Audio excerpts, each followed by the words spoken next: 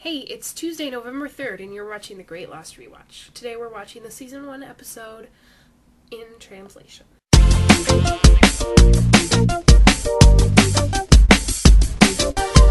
This is a Jin-centric episode.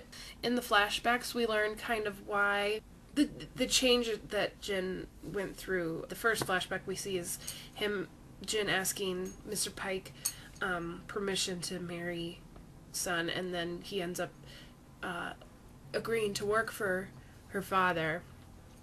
And a lot of their Sun and Jin's problems comes from Jin not being able to tell Sun that her father is a terrible person. Back on the island, it starts out with Sun on the beach in a bikini.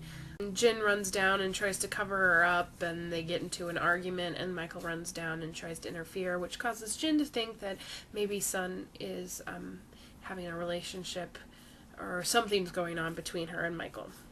Also, in this episode, Shannon is a dirty, dirty bird. She and Sayid are having flirty flirt, like, whoa. Michael tells Walt that when they get the raft, or then they get off the island on the raft, that he's going to take him to New York City and he's just going to love it there. And he does take him to New York City after he kills 2 people. So the primary plot in this episode, on the island anyway, is that somebody has burned the raft down and Michael is pointing the finger at Jin because Michael and Jin have been like this, and he interfered with the fight, with Sun and Jin's fight, and so now Michael thinks that it was Jin.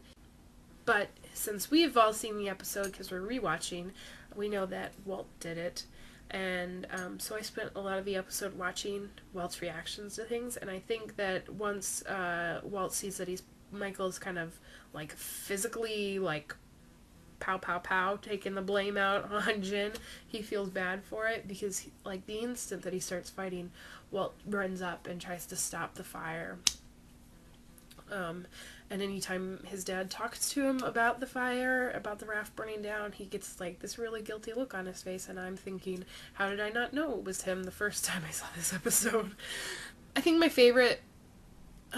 it's hard to say. I think I have 2 favorite scenes in this episode. The first one being the scene where everybody's fighting down on the beach around Jin, and you get Jin's perspective on it, and it's just garble.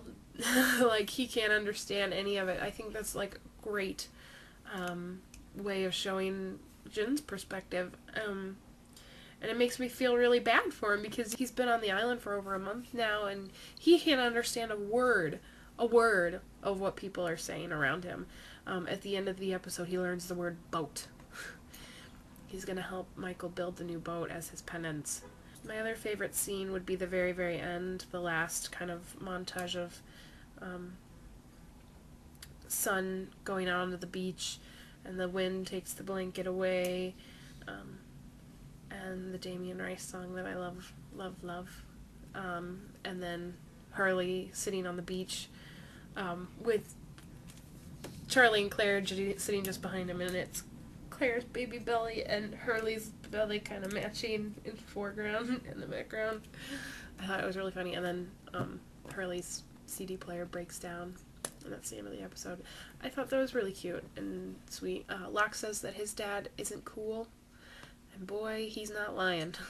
I think that it's time that Hurley stops playing backgammon against Walt, because he owes him a truckload of money now. Just stop, Hurley. You might think you're good. Walt is special. I think that's all for this episode. I'm back again tomorrow to talk about numbers. I guess I'll see you then. Bye. We're gonna need to watch that again.